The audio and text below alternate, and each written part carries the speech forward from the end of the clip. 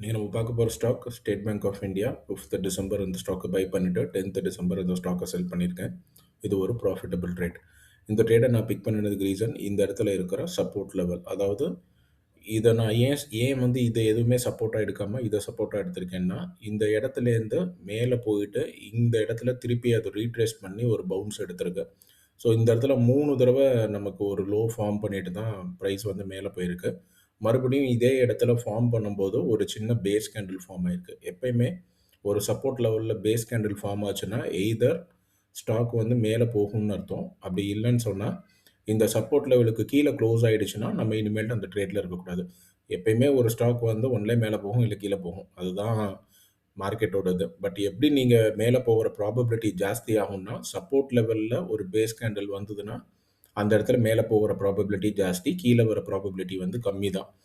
அந்த மாதிரி தான் நம்ம அஸ்யூம் பண்ணிக்கணும். இந்த இடத்துல ஒரு பேஸ் கேண்டில் ஃபார்ம் ஆயிடுச்சு. ஸோ நான் போட்டிருக்கிற ஃபர்ஸ்ட் ரெட் லைனில் நான் வாங்கியிருக்கேன். போட்டிருக்கிற செகண்ட் ரெட் லைனில் நான் இந்த ஸ்டாக்கை செல் பண்ணியிருக்கேன். நான் அதை ரீப்ளே பண்ணுறேன். ஃபர்ஸ்ட்டு நம்ம நினச்ச மாதிரியே நான் வாங்கின ஓப்பன் ப்ரைஸ்லேருந்து 2.47% வந்து ஸ்ட்ரெயிட்டாகவே இன்ட்ராடேலேயே வந்து ஒரு ஸ்ட்ரெயிட் பவுன்ஸ் கிடச்சது. நெக்ஸ்ட் டே நான் வெயிட் பண்ணி பார்க்குறேன். ப்ரைஸ் ட்ராப் ஆயிடுச்சு. இதுக்கு அடுத்த ஒரு சின்ன பவுன்ஸ் வருது. நான் இந்த இடத்துல நெக்ஸ்ட் டேல இந்த ஓப்பன் ப்ரைஸில் நான் எக்ஸிட் பண்ணிட்டேன்.